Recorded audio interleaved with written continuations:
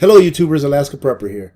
You know how I'm always saying that the goal of the string pullers, of those that make the decisions that affect our lives, but not theirs, that their goal is to have a two-tier system where there is a have and a have-nots. Well, they've done a great job in the last year in destroying the economy. It's not fully destroyed yet, but there is still one thing that needs to be destroyed. And that's the stock market. Could you just imagine what our futures would look like if not only the economy, but the economy, the physical economy, and the equities markets, the stock markets, were both crashed? The economy's pretty much already crashed. But now, the time for crashing the stock market, I think it's near. And I'm going to share with you why I think that here while I read this article. Now, this article states, investing legend sees spectacular crash in the next few months.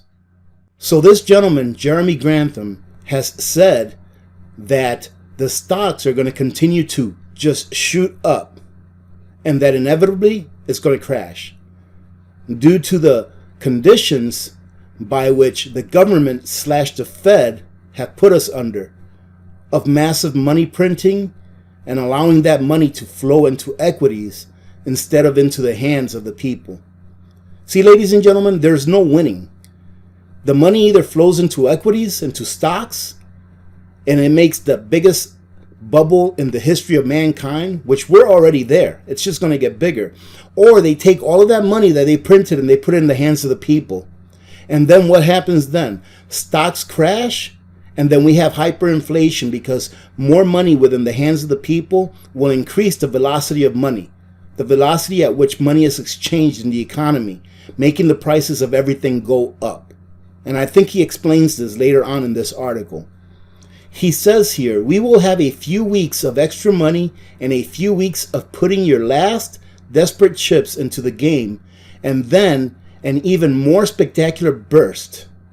But the value investing legend said in a Bloomberg front row interview, when you have reached this level of obvious super enthusiasm, the bubble has always, without exception, broken in the next few months, not a few years. So he's predicting that with all of this new money printing that is going to occur here in the future, the stock market is going to shoot up. But then it's going to come crashing down within the next few months. Now, time will tell, ladies and gentlemen, but I have to agree with him. And if not in the next few months, in our near future. Amid market euphoria, the likes of which have literally never been seen before, as the following chart from Citi shows. And let me show you this chart that they're talking about. That way you can see where we are, because it's actually pretty incredible when you look at the chart. So if you see this top line here, this blue line that's on the top of the mean, and then you see this bottom blue line. This bottom blue line signifies where people start to panic. And this top line here, this top blue line, signifies where there exists euphoria, meaning that people think that the market is going to continue to go up and up and up. Now, if you saw my last video where I was going through some of the experiences of Mr. Roth, who lived through the Great Depression, he himself stated that during that time, the people that were investing in the market thought that the market could never come down, that they thought that it only went up in one direction and it never had a chance to come down, and they were proven wrong. Ladies and gentlemen, that's where we're headed. That is where we are headed. Now, a lot of people email me and ask me, what should I do with my 401k? Ladies and gentlemen, I cannot tell you what you can do with your 401k or what you should do with your 401k. That is something that you have to decide for yourselves. Do your own research and decide for yourselves. If I'm wrong and you take all your money out of your 401k and put it in gold, let's say you put it in gold, and nothing happens for the next 15 years, then you're going to miss out on the euphoric nature of investing that is going to go on, and who knows, maybe continue to go on. I personally don't think that this can go on too much longer. That's why I feel that in the background, they have another financial system in place so that when this one bursts, and everyone loses everything, that they can say, hey, look, I'm going to help you, but you have to do this. And then in turn, what will we have to give up in order to do what they need us to do in order for them to stop the pain that they created? So as you can see, we are right here. This is the euphoria line right here. Look at where we're at. We are at heights that has never been seen before. So what do you think is going to happen, ladies and gentlemen? I mean, if you have two functioning brain cells, and I'm not being facetious here, okay? I'm not trying to be insulting as well, right? But if you have two functioning brain cells, what do you think is going to happen when the government continues to print money, put it into the equities market? And I know they're not buying stocks directly. They've suggested doing that, but they're not doing that. But they are in turn buying the equities market through third parties. They are in turn allowing the government to create money out of thin air and then take those monies and distribute it to the people that they want to win. Do you understand, ladies and gentlemen? We don't live in a capitalistic system. When the government has a choice of what businesses win and what businesses lose, that is not capitalism. That is at its very least crony capitalism. Amid market euphoria, the likes of which have literally never been seen before, as in the following chart from Citi shows, and which prompted Citi, Bank of America, and Goldman. They're telling you, ladies and gentlemen, they are putting it out there so that we know what's going to happen. Do you think that these big banks don't know what's going to happen? Why do you think that CEOs and the elite have been getting out of the stock market for the last year and a half or 2 years? They've been selling their stocks. While the average person, while your average Robinhood participant has been getting into the stock market. They've all warned that a sell-off appears imminent, and which was fueled by the risk-taking behavior funded by the latest round of pandemic relief checks. Grantham has no doubt at least some of the $1.9 trillion in federal aid that the president is seeking from Congress will end up being spent on stocks instead of food and shelter. So in order for them to build a two-tier system, they have to get rid of the middle class. They've pretty much done that, right? The middle class has been obliterated in 1 year. Just in 1 year. I'm very excited about this when I talk about it. Not that I'm excited that I'm happy that it's happening, but I'm excited because it kind of angers me because they're getting away with this. But in 1 year, they've decimated the middle class. Okay, so that part is done. So what else needs to be done? Now the banks have to own everything. And how does that happen? Crash the stock market. Crash the stock market and get rid of all of the wealth that's in the stock market. Now they can really hammer it to the rest of the middle class that maybe sought some refuge in transferring some of their wealth from an asset that was not performing to the equities market, which has been performing because of all of the money that's been printed.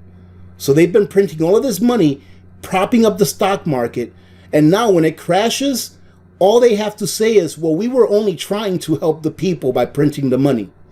We were only trying to help the people.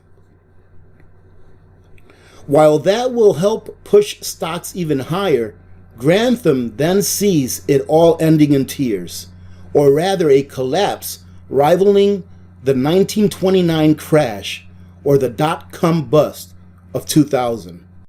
And while some increasingly fewer investors claim that today's valuations are justified by the growth potential of transformative technologies and new business models, Grantham dismisses that argument as fanciful and rejects the popular theory that the Federal Reserve can cushion or even the next crash with more QE or more monetary easing.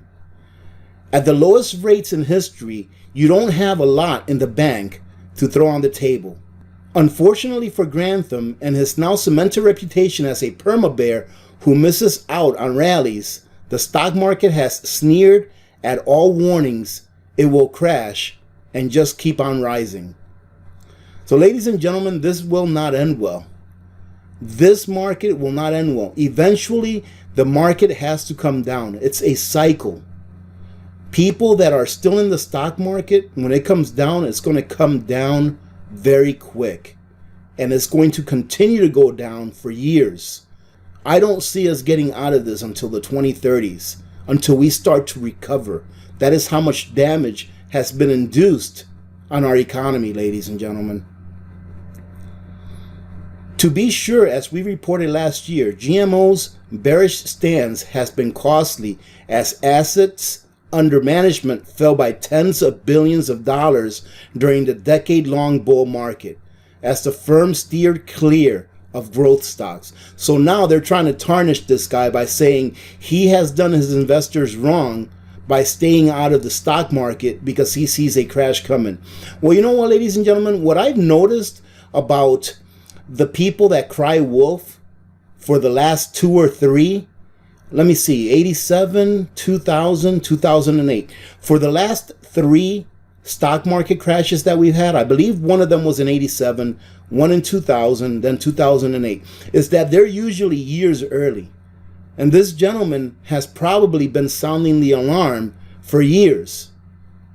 And because of what I said in the past, or what I've said in the past, is that I believe that the reason that this rally has been going on as long as it has without crashing is because of technology. It's because of the digital world, where the government and the Federal Reserve can hide what they're doing from the public. I mean, just take a look at the video that I did a few days ago about how back in 2001, they said that there was $2.3 trillion missing. Is anyone even talking about that today? Not many, right? Everyone's already forgotten about it. And then later on in 2008 or something like that, or 2010, they discovered that $21 trillion was missing. Actually, that was around 2016. And then just last year, 2020, they discovered that's $35 trillion missing. They can hide their malfeasance with the use of technology. That's why they've been able to keep this going on for as long as they have. But ladies and gentlemen, eventually this is all going to come crashing down. And when it all comes crashing down, we the people will be left with nothing. We'll be left without an economy, without a middle class, and even without the stock market, whatever that may be worth. The problem is, ladies and gentlemen, with printing all this money is this. Let me try to put it in simple forms. And I'm going to take a different path this way, instead of trying to tell you that the more money they print, the more money that they put into the economy or the monetary base, and the more that it dilutes the dollars that are already in existence. All right, that's just the basic form. But the problem is that when you have more creation of money or fiat, all right, when I say money, I mean fiat currencies, the Federal Reserve note. When you have more creation of money in comparison to the output of actual manufactured goods, then there's an imbalance there. So if there's more money being created and less manufacturing or less output being put into the system, that's going to cause hyperinflation or inflation, right? Inflation at a high level, because now there's more money in the system chasing around either the same amount of goods or less amount of goods. And in our case, at least for the last year, all of this extra money in the system is chasing around lesser amount of goods than there was before because of all of the shutdowns that they have made the people do in the last year. So think about it that way. You cannot have a system that's out of balance. Our monetary / financial system and our economy should be a zero-sum game, I guess you could say, all right? Where there's enough money in the monetary system to provide for the amount of goods that are being created.